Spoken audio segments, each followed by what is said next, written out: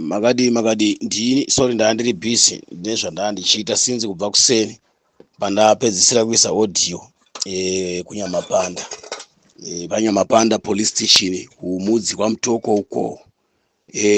Nyamapanda border ndiyo road inobva muHarare ichinanga kubuda kuenda kuMalawi inopfuura muMozambique nekutete kuchagara iyo.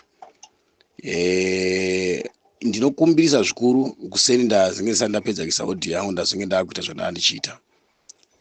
Vagari vemuZimbabwe especially handizivi kuti mudzi ine members of parliament here kana ndiwo ngopfekedzerwa neZANU PF vakabirira maelection havasina zvavanotomboziva. Mudzi kana ina member of parliament ine masenator, basa remasenator ndereiko. Mudzi kana ine makansela, basa remakansela nderei. Ivo vanana chief Gorora basa ravo ndereiko, basa ravo chairo iro. Wana chief Nyamkoho wana mukota.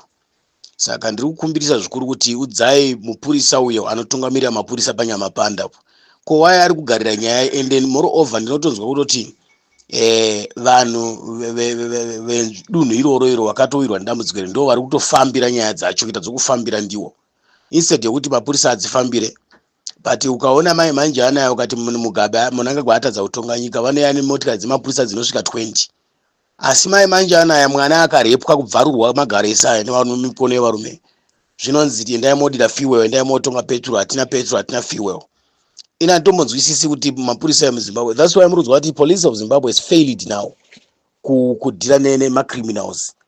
Mapurisa edu emuZimbabwe afeila achisina nekiri chiremera ba kunyangwe nepane dzimwe nyika dzese kana pasi rese. Shuwa kuti panyamapanda pane mukuru wemapurisa anenge akagara zvake nyaya yekuti igarira zvake. Ndaitomboonzwa mahunga ekuti vanhu vacho vanenge vachitonzi endai hatina fuel, endai moche mimi famba imeende kumapurisa munotora mukuru wemapurisa. Ndo zvaitwa kare here chipurisa changa chiri muZimbabwe kudhara. Ndo chipurisa here chaiwako kudhara ichi.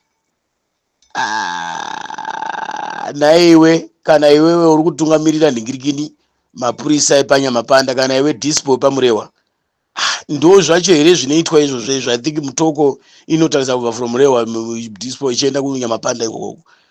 Ndizvo ndo mutemo here kana kuti kana marondera yacho kuti mapurisa basa rawo chairo akuita zvokuti vanhu vanenge vaparirwa mhosva ndo vanofana kutenga fuel kana kuti ndo vanofana kuenda kutora mapurisa kukembi kana kuti ndo vanofana kuningirira. Shuwa munhu akatemwa nedemo zvinonzi enda unotanga endai kukembi mufambire nyaya dzacho imimi. Vanhu ndo vanotoenda kozvisungira mbavha yaba kana kuti mhondi yarepa munhu. Mapurisa ari pakagara akajarira zvavo. Zimbabwe ndaitadza. Kana iyo anonzi kwai wana matanga wacho kuti kwai kuti mapurisa kana kuti mapolitician. Saka ndichiti vanhu vekumudzi makapusawo futi nemiwo futi pfungwa dzenyu dzakarara maningi. Apa ndimi munenge muchingoti zanu yakanaka pamberi nezano. Ndizvo zvoshungurudzwai batiwai rafiko kasi maelection kana auya munoiswa munoitwa muningiki unge mukadzi mudiki pamushango nyachide munotorwa mukaiswa padingi apa chaipo muchitambiriswa fertilizer ichi muchipuwa zvimabhagiti zvefertilizer nezvimabhagiti zvenhingi mopururudza chaizvo. Mudzi yakatosaririra kutosara chaiko dai ine vanhu vakamutsa musoro kana vakasvinura. Handifunga kuti ingaitwa nhingirikini dunhu rokurasira matuzvi neZANU PF kana rokurasira weti. Ndangonzwa dundu anoenda korasira kumudzi kana maelection apana kunongoiswa zviba MP zvakadhakwa pfungwa zvakarara. MP yokumudzi arifuka kuti unopfungwa dzinoshanda ini. President akatonzwa kuti MP wacho inge zvakatodhakwa. Akatonzwa kuti ukamutarisa MP uya I think kuti anenge atori hazi kumupa mutoko futi munhu yaya ndo kwa mutare uko hasi kumushamba kwemaiko. Imi nyaya yepamudzi pabanzi pakapotesa yemwana wakumitiswa uyu akamitiswa. Imi mwana ane 13 years sho angabereka mwana kumusana kutenda kuchikoro shwaidi. Mapurisa arimo wemutemo warimo muZimbabwe. Iwo wenhingirikini vezaki waya varimo. Mapurisa ari kuita hora havasi kutasa. Unotoona kuti mapurisa akadya mari apa. Because dai nyaya yakatobudiswa kudhara dai yakafamba kudhara. Vakapuwa mari vakadya. Mapurisa muZimbabwe akurarama nechoko muhomwezve. Uyo kuti mupurisa mukuru mapurisa panyamapanda akadya mari we. Kanyatsoongorwa chaizvo akadya mari akapuwa mari we. Kana kuti dispo pamureva vandopa mutoko. Because nyaya dzakadai kudhara chaizvo ka.